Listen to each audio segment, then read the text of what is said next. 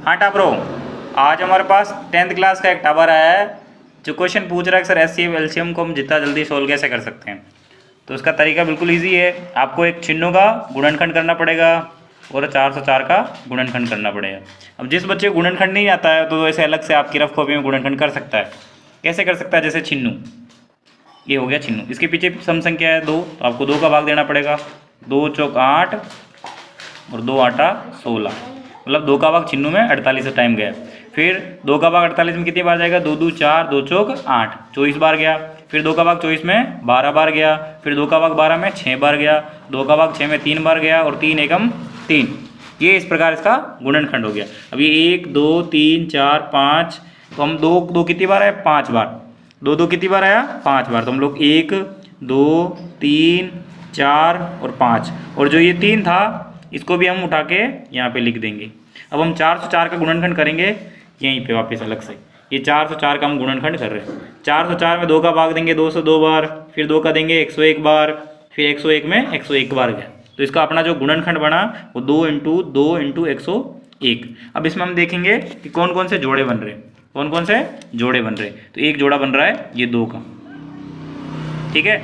एक और जोड़ा बन रहा है इस 2 का, समझ में आ रहा है। तो अपन जो एचसीएफ होगा, HCF means higher common factor, उसका कितना हो जाएगा? इस 2 में से 2 को ले लेंगे तो 2 दूना 4, इन जोड़ों में से दोनों में से एक एक संख्या ले लेनी, तो अपना एचसीएफ हो गया 4। अब पीछे बच गया अपना एलसीएम, जिसको हम बोलते हैं लोअर कॉमन फैक्टर।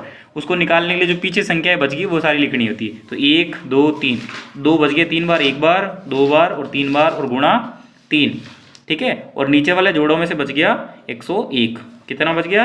101। अब इन दोनों जोड़ों में से भी एक एक संख्या निकल लेनी है अपने को। उसमें से इस पहले वाले जोड़े में से 2, दूसरे वाले से में 2। अब इनको मल्टीप्लाई करते हैं। 2 दूना 4, 4 दूना 8, तो 8 3 कितना होता है? 8 3 कितनी होता है? 24। और जब 24 को 2 से गुणा 24 दूना 48 और 48 दूना छिन्नू। इन सब का मल्टीप्लाई करने पर अपना आया छिन्नू। अब छिन्नू को जब मल्टीप्लाई करेंगे 101 से, मतलब छिन्नू को जब 101 से गुणा करेंगे तो छिन्नू छिन्नू आंसर आएगा, ठीक है। ये हो गया अपना एचसीएफ का तरीका। अब एचसीएफ का सॉरी एलसीएम का तरीका। अब एक एलसीएम का और दूसरा तरीका भी है जिसको हम आसानी से निकाल सकते हैं, वो है A × B बटे में हो जाएगा एचसीएफ। क्या हो जाएगा?